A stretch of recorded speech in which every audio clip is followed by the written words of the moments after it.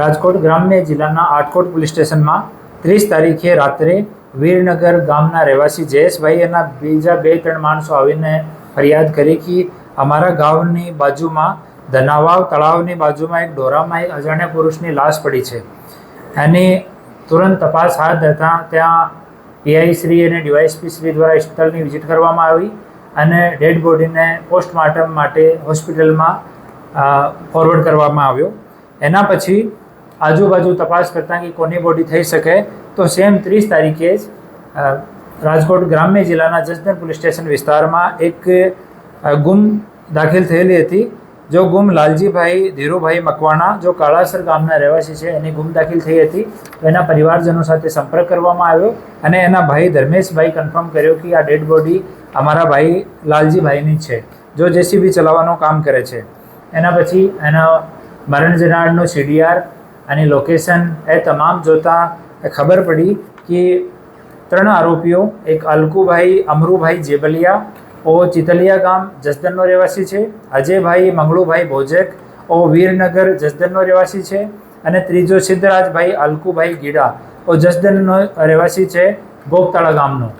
તો 3 આરોપીઓની એલસીબીની ટીમ દ્વારા અને Atkot police station Jasdan police સ્ટેશનની ટીમ દ્વારા ધરપકડ કરવામાં આવી અને પછી આરોપીઓની આરંભિક પૂછતાછમાં આરોપીઓ જો સ્ટોરી જાણવા મળી કે આ આરોપી જો છે અલકુભાઈ અમરુભાઈ જેબલિયા આ આશરે 1 વર્ષ પહેલાં મરણ જનાર પાસેથી એક ઇકો ગાડી 1,40,000 રૂપિયામાં લીધી.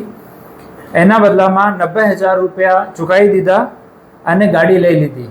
પછી થોડા દિવસ પછી એને ખબર પડી કે ગાડી અલકુભાઈને ખબર પડી કે મરણ જનાર જો છે લાલજીભાઈ એના નામ પર જ ગાડી નહીં, ગાડી બીજાના નામ પર છે અને બીજા માણસ દ્વારા જસદણ પોલીસ સ્ટેશનમાં ફરિયાદ કરવામાં આવી અને પછી જો આ કેસમાં આરોપી છે અલકુભાઈ આ ગાડી પરત કરી દીધી.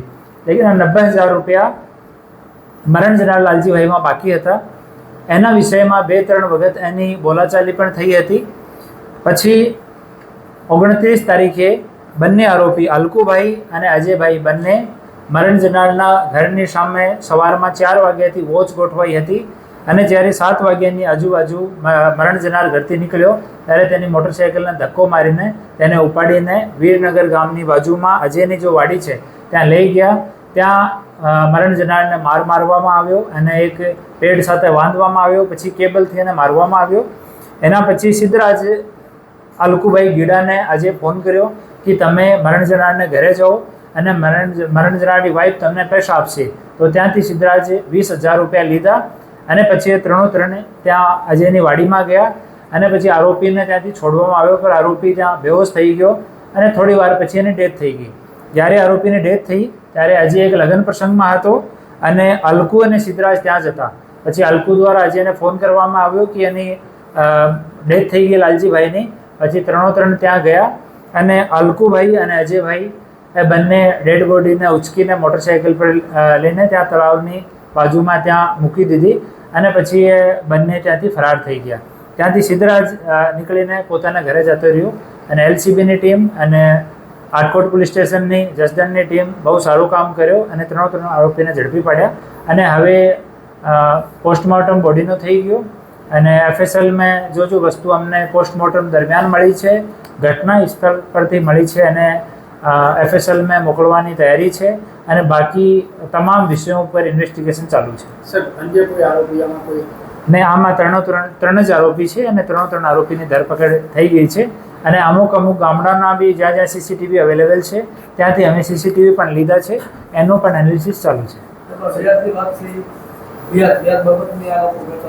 નહીં, વ્યાજનો વાત નહોતી, 90,000 રૂપિયાનો મેટર હતો કે 90,000 રૂપિયા મરણ જનારમાં હતા.